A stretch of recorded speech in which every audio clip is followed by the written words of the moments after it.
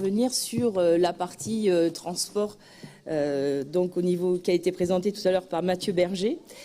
Donc se déplacer sans voiture et autrement, le défi est immense, mais capital pour diminuer fortement les gaz à effet de serre qui sont responsables à 39%. Aujourd'hui, nous ne pouvons que constater que dans les choix d'aménagement et l'illusion de la civilisation du tout-voiture depuis 30 ans, on œuvrait à rendre l'usage de la voiture individuelle comme seul moyen de transport possible. Pour les trajets de domicile-travail, la voiture est utilisée par 83% contre 3% simplement sur les transports en commun. La position des écologistes pour réussir la transition écologique prévoit d'abord l'évitement, la réduction plutôt que la compensation. Je voulais rappeler, et je vais faire un petit aparté pour Eddy, sur la ligne Saint-Mariens-Bordeaux. Juste pour rappel, on a passé de nombreuses politiques au cours de ce premier semestre, notamment sur le plan TER métropolitain, et la réouverture de la gare de Saint-Mariens est prévue dans ce plan. Voilà, donc ça c'est un premier point. Et on a lancé également au mois de mai sur la Gironde la concertation au niveau du transport régional sur les cars interurbains. Et donc il va y avoir, sur la dernière réunion, on a proposé donc un renforcement de l'offre sur cette ligne de Blaye vers Bordeaux. Voilà. Donc ensuite, sur les choses qui ont été faites, on l'a dit tout à l'heure, il faut, tout au long de la journée, on a dit que la transition écologique devait aussi permettre d'avoir un nouveau modèle. Ce nouveau modèle, c'est également donner plus de pouvoir d'achat à ceux qui en ont besoin. Donc je rappelle que nous avons voté une tarification solidaire pour les transports scolaires, qu'en Gironde, depuis le 1er juillet, nous avons les cars qui sont à 2 €. Et ça, je tiens à le ressouligner parce que malheureusement, je trouve que nos politiques qui sont vraiment porteuses et solutions de laisser tomber la voiture ne sont pas assez relayées par la presse. Ensuite, nous avons un point que le gouvernement a voté, c'est au niveau de l'interdiction de vente de véhicules diesel ou essence à horizon de 2040. Il y a de nombreux pays qui ont passé ça à 2030. Donc là, on a vraiment une obligation d'anticiper en verdissant nos flottes.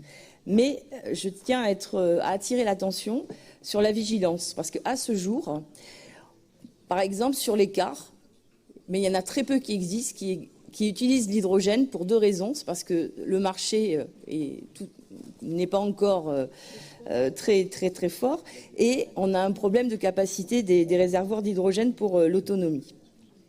Donc, dans le plan de verdissement, il va falloir vraiment faire attention de ne pas massifier une technologie, mais de privilégier des expérimentations pour tester des nouvelles technologies. Notamment, nous avons donc l'hydrogène vert, les possibilités d'hybridation, l'électricité, le bioéthanol.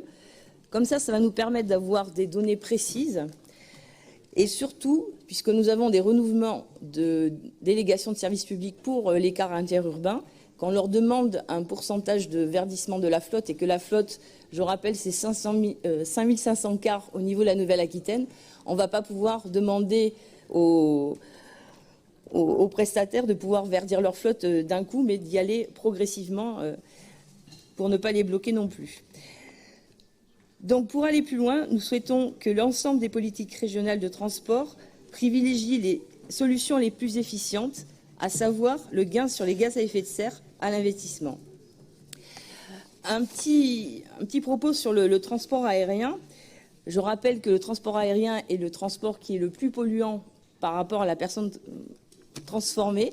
Et là, tout à l'heure, j'ai vu sur les réseaux que la ministre Elisabeth Borne avait annoncé la mise en place d'une taxe pour les billets d'avion qui va donc s'effectuer pour les vols à partir de la France, qui irait de 8 à 15 €. Et que cet argent permettrait de pouvoir réinvestir sur le transport ferroviaire. Donc nous souhaitons que la région puisse également s'engager dans cet enjeu de sobriété des usages des transports aériens, en se désengageant progressivement des investissements publics en faveur des plateformes aéroportuaires, et en priorité celles qui ont d'autres solutions, comme par exemple Agen, pour favoriser l'écomobilité des lycéens. Si l'on veut que ça fonctionne, il faut indispensable que les territoires, que nous puissions lancer des appels à manifestation d'intérêt pour les territoires, pour qu'ils puissent développer des liaisons douces vers les lycées, de prévoir des garages à vélo bien dimensionnés, des douches, et notamment pour la construction des nouveaux lycées à venir. Pour les territoires ruraux, nous proposons de lancer un fonds Néoterra sous forme de budget participatif qui pourrait être donc approprié par des citoyens, des associations ou des collectivités, de manière à pouvoir développer sur les territoires de nouvelles mobilités, autopartage, vélo, pédibus. On a énormément de demandes et je pense qu'il faut qu'on puisse vraiment les soutenir pour que ça leur ressorte. Sur les territoires ruraux, on a également la nécessité et le besoin de développer du transport collectif pour mailler le territoire. Donc là, on a un dispositif qui existe. On n'a pas encore voté le règlement d'intervention. C'est ce qui concerne le transport à la demande.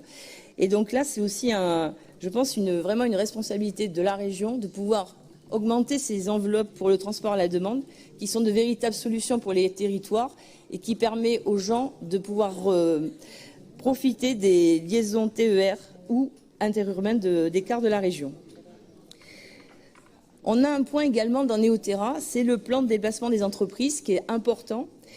Et en tant que région exemplaire, il faut que le conseil régional le mette en place pour ses agents et qu'il communique sur son exemplarité.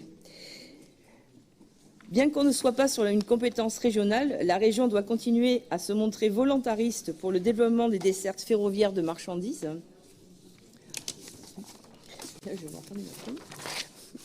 Voilà. Donc, mais il ne faut pas oublier que pour chaque politique menée, il ne faut pas opposer les enjeux écologiques les uns par rapport aux autres. C'est-à-dire ne pas opposer diminution de gaz à effet de serre et biodiversité, par exemple. Si l'on crée une nouvelle ligne à grande vitesse, on sacrifie la biodiversité et là, on est en contradiction. Donc, pour conclure, nous appuyons cette volonté d'offrir des solutions qui permettront de conjuguer économie d'énergie et fin de mois, mais il faudra inscrire de nouvelles lignes dans le chapitre transport. Comment? En réorientant des politiques d'accompagnement ou alors flécher la CVAE pour augmenter l'enveloppe de ce volet, de ce chapitre transport, pour que nous puissions mettre en place toutes ces bonnes actions. Si.